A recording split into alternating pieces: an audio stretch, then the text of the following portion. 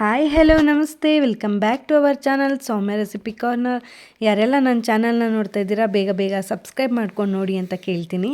ಹಾಗೆ ಇವತ್ತಿನ main dish ಏನಪ್ಪ ಅಂದರೆ ಬೇಳೆ ಉಪ್ಸಾರು. ಇದು ತುಂಬಾ ಚೆನ್ನಾಗಿರುತ್ತೆ. ಅನ್ನಕ್ಕೆಲ್ಲ ತುಂಬಾ ಒಳ್ಳೆ ಕಾಂಬಿನೇಷನ್ ಅಂತ ಹೇಳ್ಬೋದು. ಇದು ಒಗ್ಗರಣೆ ಹಾಕಿ ಮಾಡುವಂಥ ಉಪ್ಸಾರು ತುಂಬ ಸಖತ್ತಾಗಿ ಬರುತ್ತೆ. ನೀವು ಕೂಡ ಮನೇಲಿ ಒಂದ್ಸರಿ ಟ್ರೈ ಮಾಡಿ. ಇವಾಗ ನಾನು ಬೇಳೆ ಉಪ್ಸಾರು ಮಾಡಲಿಕ್ಕೆ ಫಸ್ಟಿಗೆ ನೋಡಿ ನಾನು ಸ್ವಲ್ಪ ಅರ್ಧ ಗಂಟೆ ನೆನೆಸಿಟ್ಟಿದ್ದ ಬೇಳೆನ ತೊಗೊಂಡಿದ್ದೀನಿ. ಅದನ್ನು ಇವಾಗ ನಾನು ಒಂದು ಕುಕ್ಕರಲ್ಲಿ ಹಾಕ್ಕೊಂಡು ಸ್ವಲ್ಪ ಅದನ್ನು ಮುಳುಗೋಷ್ಟು ನೀರನ್ನ ಹಾಕ್ಕೊಂಡಿದ್ದೀನಿ ಇವಾಗ. ಮತ್ತು ನಾನು ಅದೇ ಬೇಳೆಗೆ ನಾನಿವಾಗ 1 ಟೇಬಲ್ ಸ್ಪೂನು ಆಯಿಲ್ ಸೇರಿಸ್ತಾ ಇದ್ದೀನಿ ಮತ್ತು ಒಂದು ಅರ್ಧ ಸ್ಪೂನಷ್ಟು ಅರಿಶಿನ ಸೇರಿಸ್ತಾ ಇದ್ದೀನಿ ನೋಡಿ. ಇದನ್ನು ಹಾಕಿ ಇವಾಗ ನಾವು ವಿಷಲ್ನ ಒಂದು 2-3 ವಿಷಲ್ ಕೂಗಿಸ್ಕೊಬೇಕಾಗತ್ತೆ. ಕೂಗಿದೆ ನೋಡಿ, ಈ ರೀತಿ ಮೆತ್ತಗೆ ಚೆನ್ನಾಗಿ ಬೇಳೆ ಬೆಂದಿರುತ್ತೆ. ಬೇಳೆ ಕಟ್ಟು ಚೆನ್ನಾಗಿ ಬರುತ್ತೆ. ನೀವು ಅದಕ್ಕೆ 1 ಸ್ಪೂನ್ ಆಯಿಲ್ ಹಾಕಿ ಮತ್ತು ಇವಾಗ ನಾನು ಒಗ್ಗರಣೆಗೆ ಅಂತ ಹೇಳಿ 1 ಈರುಳ್ಳಿ, 2 ಟೊಮ್ಯಾಟೊ, ಹಸಿಮೆಣಸಿನ್ಕಾಯಿ, ಸ್ವಲ್ಪ ಕರಿಬೇವು, ಕೊತ್ತಂಬರಿ ಸೊಪ್ಪು, ಸ್ವಲ್ಪ ಸಾಸಿವೆ ಮತ್ತು ಅರ್ಧ ನಿಂಬೆ ಹಣ್ಣು ತೊಗೊಂಡಿದ್ದೀನಿ ನೋಡಿ. ಇವಾಗ ನಾನು ಒಂದು ಪ್ಯಾನ್ ಇಟ್ಕೊಂಡು ಆ ಪ್ಯಾನ್ಗೆ ಸ್ವಲ್ಪ ಆಯಿಲ್ ಹಾಕ್ಕೊಂಡು ಅದಕ್ಕಾದ್ಮೇಲೆ ನಾನು ಇವಾಗ ಏನು ತೆಗೆದಿಟ್ಕೊಂಡಿರ್ತೀವಲ್ಲ ಸಾಸಿವೆ, ಅದನ್ನು ಹಾಕ್ತಾಯಿದ್ದೀನಿ ನೋಡಿ. ಸಾಸಿವೆ ಕ್ಲೀನಾಗಿ ಇವಾಗ ಸಿಡಿಬೇಕಾಗತ್ತೆ, ಚಿಟಪಟ ಅಂತ ಸೌಂಡ್ ಮಾಡಿ ಸಿಡಿಬೇಕಾಗತ್ತೆ. ಅದಾದಮೇಲೆ ಹಸಿಮೆಣ್ಸಿನ್ಕಾಯಿ ಮತ್ತು ಕರಿಬೇವು ಮತ್ತು ಏನು ಕಟ್ ಮಾಡಿ ಇಟ್ಟಿದ್ವಲ್ಲ ಈರುಳ್ಳಿ, ಅದನ್ನು ಇವಾಗ ಕ್ಲೀನಾಗಿ ನಾನು ಫ್ರೈ ಮಾಡ್ಕೊತಾ ಇದ್ದೀನಿ. ಇದು ಕಲರ್ ಟರ್ನ್ ಆಗೋವರೆಗೂ ನಾವು ಕ್ಲೀನಾಗಿ ಫ್ರೈ ಮಾಡ್ಕೊಬೇಕಾಗತ್ತೆ ನೋಡಿ. ಇವಾಗ ಟರ್ನ್ ಆಗಿದೆ. ಇವಾಗ ಇಷ್ಟ ಆದರೆ ನಮಗೆ ಸಾಕಾಗತ್ತೆ. ಇವಾಗ ಚಿಕ್ಕ ಚಿಕ್ಕದಾಗಿ ಕಟ್ ಮಾಡಿ ಏನು ಇಟ್ಕೊಂಡಿರ್ತೀವಲ್ಲ ಟೊಮ್ಯಾಟೊ, ಆ ಟೊಮ್ಯಾಟೊನು ಕೂಡ ನಾನು ಇವಾಗ ಇದರಲ್ಲಿ ಸೇರಿಸ್ಕೊಂಡು ಕ್ಲೀನಾಗಿ ಫ್ರೈ ಮಾಡ್ಕೊತಾ ಇದ್ದೀನಿ. ಚೆನ್ನಾಗಿದು ಇದ್ರ ಜೊತೆಗೇ ಈರುಳ್ಳಿ ಜೊತೆಗೆಲ್ಲ ಫ್ರೈ ಆಗಬೇಕು.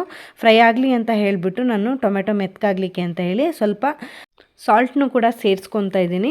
ಇವಾಗ ಇದನ್ನೆಲ್ಲ ಕ್ಲೀನಾಗಿ ನಾವು ಫ್ರೈ ಮಾಡ್ಕೊಬೇಕಾಗತ್ತೆ. ಚೆನ್ನಾಗಿ ಇದು ಫ್ರೈ ಆಗಬೇಕು. ಟೊಮೆಟೊ ಎಲ್ಲ ಕ್ಲೀನಾಗಿ ಮೆತ್ತಗಾಗಿದೆ ನೋಡಿ. ಇವಾಗ ಇದು ಮೆತ್ತಗಾದ್ಮೇಲೆ ನಾವು ಏನು ಬೇಯಿಸಿ ಇಟ್ಕೊಂಡಿರ್ತೀವಲ್ಲ ಬೇಳೆ, ಅದನ್ನು ನಾನು ಇವಾಗ ಇದ್ರ ಜೊತೆಗೆ ಕ್ಲೀನಾಗಿ ಮಿಕ್ಸ್ ಮಾಡ್ಕೊತಾ ಇದ್ದೀನಿ. ಇದಕ್ಕೆ ನಮಗೆ ಎಷ್ಟು ಬೇಕಾಗುತ್ತೆ ಅಷ್ಟು ನೀರನ್ನ ನಾನು ಇವಾಗ ಸೇರಿಸ್ತಾ ಇದ್ದೀನಿ ನೋಡಿ. ನನಗಿಷ್ಟ ಆದರೆ ಸಾಕಾಗತ್ತೆ, ಹಾಗಾಗಿ ನಾನು ಅಷ್ಟು ಸೇರಿಸಿದ್ದೀನಿ. ನಿಮಗೆ ಎಷ್ಟು ಬೇಕಾಗುತ್ತೆ ನೀವು ಸೇರಿಸ್ಕೊಳ್ಳಿ. ಇವಾಗ ನಾನು ಸಾಲ್ಟು ಕೂಡ ಸೇರಿಸ್ಕೊತಾ ಇದ್ದೀನಿ ನೋಡಿ.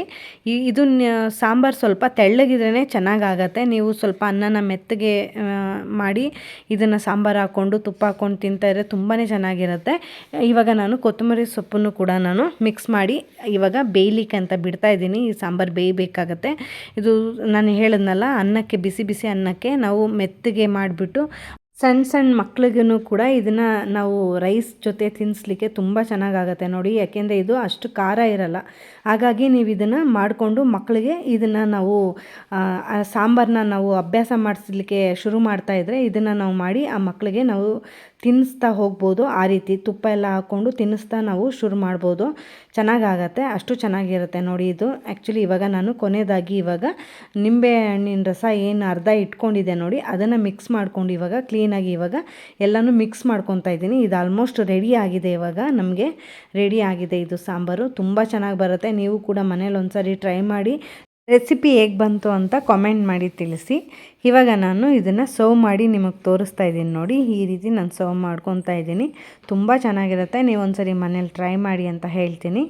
ಮತ್ತು ಯಾರೆಲ್ಲ ನನ್ನ ಚಾನಲ್ನ ನೋಡ್ತಾ ಇದ್ದೀರಾ ತುಂಬ ಥ್ಯಾಂಕ್ಸ್. ಯಾರೆಲ್ಲ ಸಬ್ಸ್ಕ್ರೈಬ್ ಮಾಡ್ಕೊಂಡು ನೋಡ್ತಾ ಇದ್ದೀರಾ ತುಂಬಾ ಥ್ಯಾಂಕ್ಸ್.